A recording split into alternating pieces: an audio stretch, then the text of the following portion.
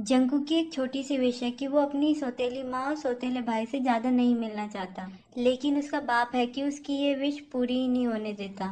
Jungkook bad mood में था और वो बहुत ही तेजी से ड्राइविंग कर रहा था। फिर वो गाड़ी साइड में रोकता है और अपना मूड अच्छा करने के लिए किसी से मिलने की सोचता है कि मुझे आज किससे मिलना चाहिए। उसने किम का नंबर देखा और उसे सीधा कॉल कर दिया। किम उससे सीधा यही पूछता है कि आप जिमीना के साथ हो, मतलब कि जिमीना को उससे काम होगा इसलिए उसने कॉल किया। जंकू कहता है कुछ भी नहीं हुआ है, वो बस मैं तुम्हें 2 दिनों से कुछ ज्यादा ही देख रहा हूँ तो आज तुम्हें नहीं देखा तो थोड़ा अजीब लग रहा है। किम उससे फिर से पूछता है कि आप जिमीना के साथ हो। जंकू कहता है नहीं, मैं घर वापस जा रहा हूँ। किम तो अब भी जिमीना के बारे में ही कहता है। मैंने जब उसे टेक्स्ट किया तब उसने कोई भी रिस्पॉन्स नहीं दिया तो मैंने सोचा कि उसे कुछ हुआ होगा। जंकू कहता है शायद वो अपना फोन रखकर भूल गया होगा।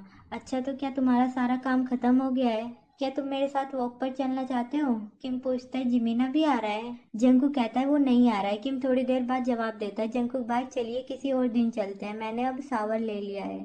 जंकू कहता है क्या शावर भी ले लिया? फिर तो मैंने तुम्हें गलत टाइम पर कॉल किया। अच्छा, तो जल्दी करो और सो जाओ। फिर उन दोनों ने एक दूसरे को गुड नाइट बोला और फिर किम फोन रखने ही वाला था, लेकिन उससे पहले जंकू कहता है कि तुम्हारे सोने से पहले मैंने तुम्हें डिस्टर्ब किया है तो क्या तुम्हें मेरा ही सपना आएगा?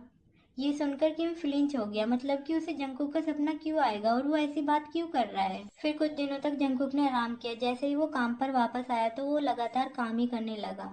उसे आरएम को डिनर के लिए इनवाइट करना था, लेकिन वो जब भी उससे कांटेक्ट करने की कोशिश करता तो आरएम हमेशा ही बिजी रहता। फिर उसने सोच लिया कि आज उससे कांटेक्ट नहीं करूंगा, मुझे भी अपनी इतनी ज्यादा ईगीनेस नहीं दिखानी चाहिए। लेकिन तभी उसे किम का कॉल आता है तो वो सरप्राइज रह गया कि पहली बार किम मुझे कॉल कर रहा है।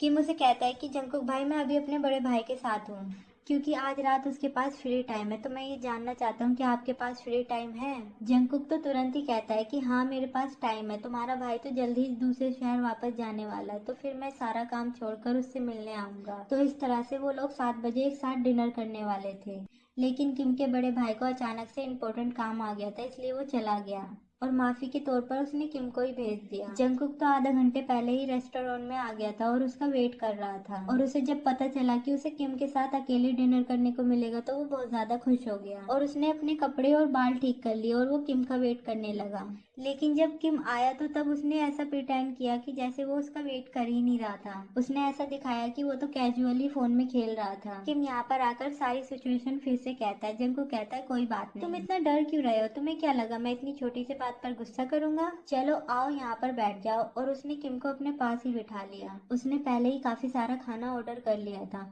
और वो किम से कहता है कि अपनी पसंद का और ऑर्डर कर लो। किम ने कहा कि हम दोनों ही तो है, इतना सारा खाना हमारे लिए काफी होगा।